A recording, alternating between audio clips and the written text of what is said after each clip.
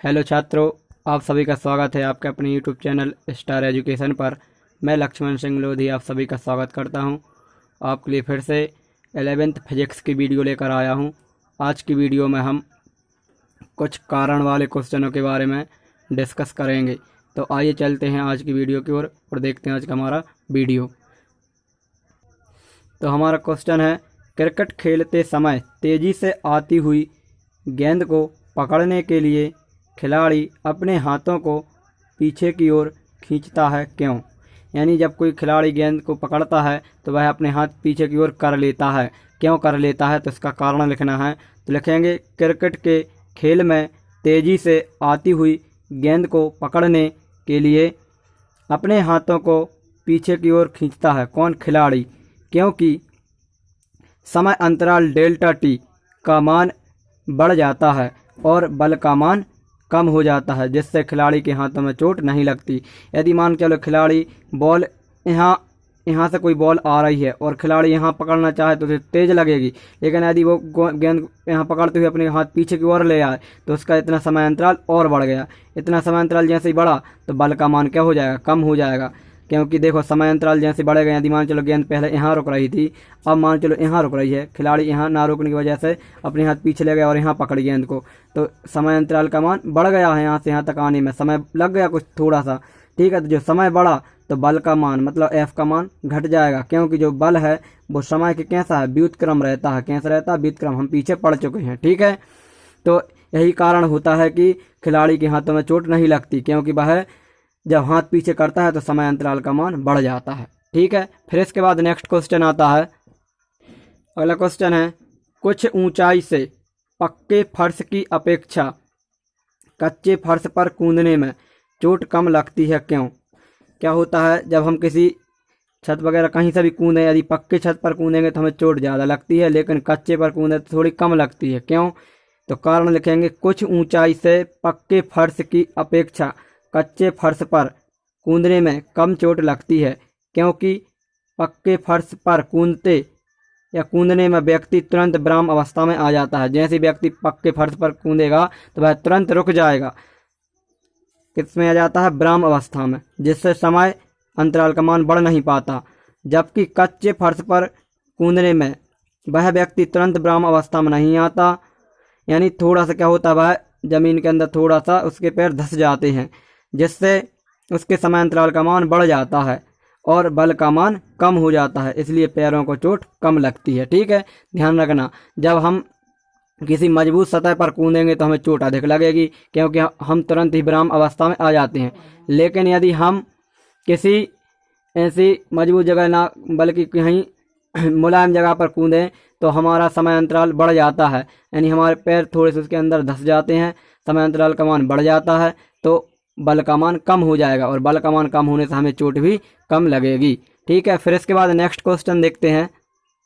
Next question है, कांच या मिट्टी के बर्तन को फर्श पर गिराते ही वह फूट जाता है, जबकि कच्चे फर्श पर गिराने पर नहीं टूटता, क्यों? यानी किसी कांच या मिट्टी के बर्तन को किस पक्के फर्श पर फेंकेंगे तो वह क्या होता है? टूट जाता है, लेकिन कच्चे फर्श पर गिराते हैं तो वह नहीं टूटता। कभी टूट जाता है लेकिन अक्सर नहीं टूटता, लेकिन पक्के फर्श पर क्या होता है? टूट जाता है। तो इसका कारण बताना है। तो क्या है? पक्के फर्श पर गिरते ही बर्तन तुरंत विराम अवस्था में आ जाता है। जैसे पक्के फर्श पर गिरेगा बर्तन तो वह क्या हो जाएगा? तुरंत विराम अवस्था में आ जाता है, जिससे समय अंतराल का मान नहीं बढ़ पाता और बल का मान बढ़ जाता है। समय अंतराल नहीं बढ़ेगा तो क्या बढ़ गया? बल बढ़ गया और बर्तन टूट जाता है। लेकिन जबकि कच्चे फर्श पर बर्तन के गिरने से समय अंतराल का मान बढ़ जाता है और समय अंतराल बढ़ जाएगा तो बल का मान घट जाएगा और बल का मान घटने से बर्तन तुरंत विराम अवस्था में नहीं आता और वह नहीं टूटता, ठीक है। इसलिए बर्तन नहीं टूटता। क्यों नहीं टूटता? क्योंकि समय अंतराल का मान बढ़ जाता है, ठीक है, ध्यान रखना। फिर इसके बाद में नेक्स्ट क्वेश्चन आता है हमारा। अब नेक्स्ट क्वेश्चन आता है, न्यूटन की गति के तृतीय नियम के उदाहरण कारण सहित लिखना है। कौन से नियम के? तृतीय नियम हमने पढ़ा था कि विपरीत प्रतिक्रिया के बराबर या प्रत्येक क्रिया के बराबर विपरीत प्रतिक्रिया होती है। तृतीय नियम क्या था?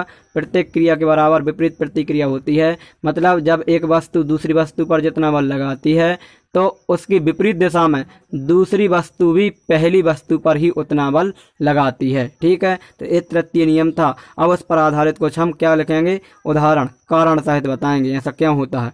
तो लिखेंगे, कुएं से पानी से भरी बाल्टी को खींचते समय यदि रस्सी टूट जाए तो खींचने वाला व्यक्ति पीछे की ओर गिर जाता है, क्यों? यानी जब हम किसी बाल्टी कुएं से खींचते हैं तो यदि अचानक रस्सी टूट जाए तो बाल्टी कुएं में गिर जाती है और व्यक्ति कहाँ की ओर गिर जाता है? पीछे की ओर। तो ऐसा क्यों होता है? तो इसका कारण लिखेंगे, कुएं से पानी से भरी बाल्टी को खींचते समय व्यक्ति जितने बल से रस्सी को खींचता है, रस्सी भी उतने ही बल से व्यक्ति को खींचती है। यानी जैसे ही हम रस्सी को क्या हमारी ओर खींचते हैं उतने ही बल से रस्सी भी क्या हमको कुएं में अंदर खींचने का प्रयास करती है। ठीक है, फिर क्या होगा आगे?